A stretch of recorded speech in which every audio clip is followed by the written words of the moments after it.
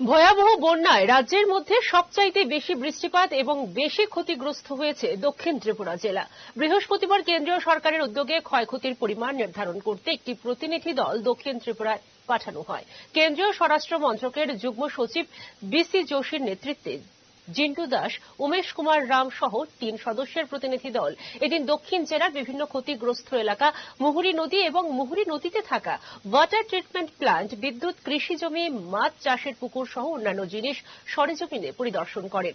সাথে ছিলেন জেলা শাসক স্মিতা মল, এমএস সহ মহকুমা শাসক এবং সংশ্লিষ্ট দপ্তরগুলির উচ্চপদস্থ আধিকারিকগণ।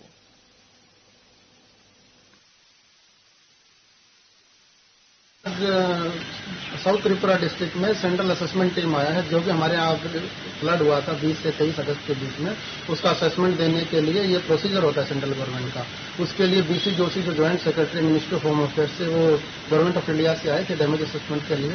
उसी के रेफरेंस में आज सारे लाइन डिपार्टमेंट डीएम मैडम की लीडरशिप में हम लोगों ने विजिट किया है पूरे एरियाज को। टाउन एरिया में उनको कुछ एरिया में असेसमेंट दिखाया है, मेजर एरिया में, नंदीपारा एरिया में, उसके बाद बंकर ब्रिज एरिया में।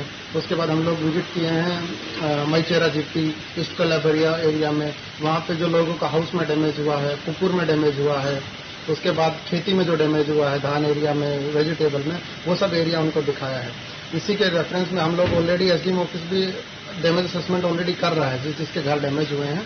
इसमें सेंट्रल टीम का यही मेन उद्देश्य था। वो लोग आए हैं, उन्होंने हमें यही इंस्ट्रक्शन दिया है कि टाइमली असेसमेंट कंप्लीट करें, ताकि लोगों को जो फाइनेंशियल हेल्प है वो टाइमली हो सके।